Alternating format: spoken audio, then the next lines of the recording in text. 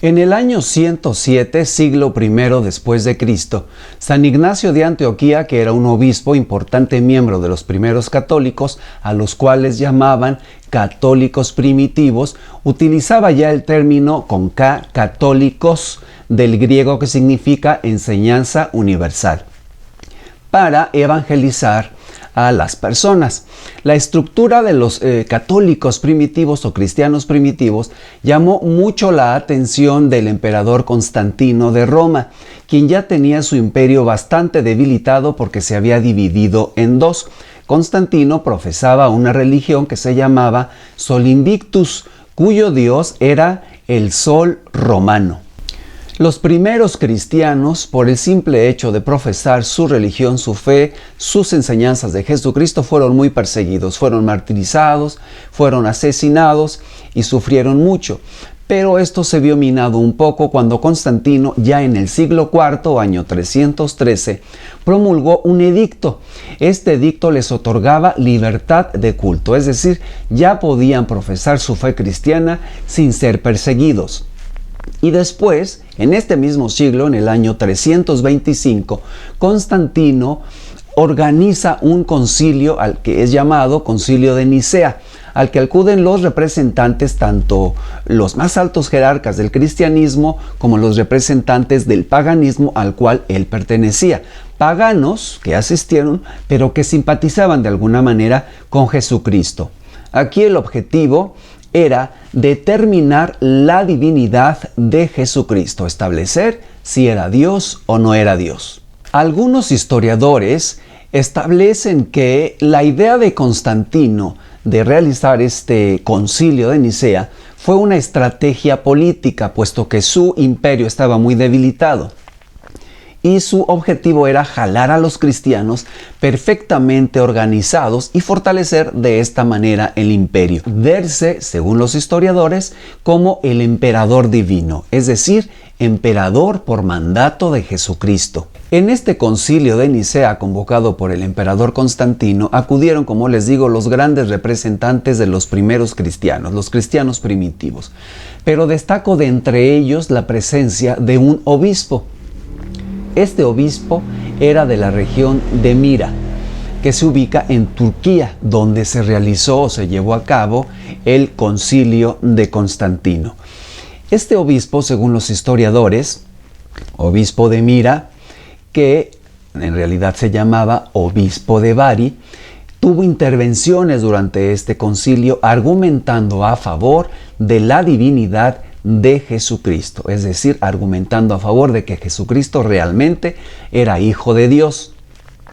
Pero aunque Constantino les había otorgado ya la libertad de culto para que pudieran profesar su religión, los lugareños del imperio que profesaban otras religiones, algunas paganas, judíos, seguían persiguiendo a los cristianos y los seguían matando, los seguían martirizando. Recordemos que solamente 2 de los 12 apóstoles de Jesucristo no fueron martirizados. Judas Iscariote, que determinó suicidarse, y el apóstol San Juan, quien murió en su exilio. Después de este concilio en el que se estableció la divinidad de Jesucristo, había que determinar en qué fecha se festejaría su nacimiento, la natividad, la Navidad de Jesucristo. Y se dice, según algunos historiadores, que no terminan de ponerse de acuerdo todos, que fue Constantino el emperador el que propuso que fuera el 25 de diciembre, puesto que por esta fecha se festejaba también el nacimiento de su dios, el sol, de su religión Sol Invictus. De manera que si utilizaban la misma fecha, iba a funcionar para que los paganos se convirtieran de manera más fácil al cristianismo, diciéndoles que el 25 de diciembre nacía el verdadero sol del universo, el sol del mundo entero que ilumina a todos los seres humanos, no solamente a los romanos, sino al mundo entero. Pero otros historiadores determinan que no fue Constantino, que la confusión se debe a que fue durante su imperio, pero quien estableció formalmente, de manera oficial, el 25 de diciembre, como el día de la Natividad, Navidad de Jesucristo, fue el Papa Liberino. Algunos estudiosos establecen que realmente Jesucristo pudo haber nacido en el mes de septiembre, porque en ese mes todavía los pastores pastoreaban las ovejas, mientras que en el mes de diciembre ya no lo hacían. Otros estudiosos establecen que los católicos o los cristianos primitivos hacían sus cálculos y decían, no, es que sí debió haber nacido el 25 de diciembre.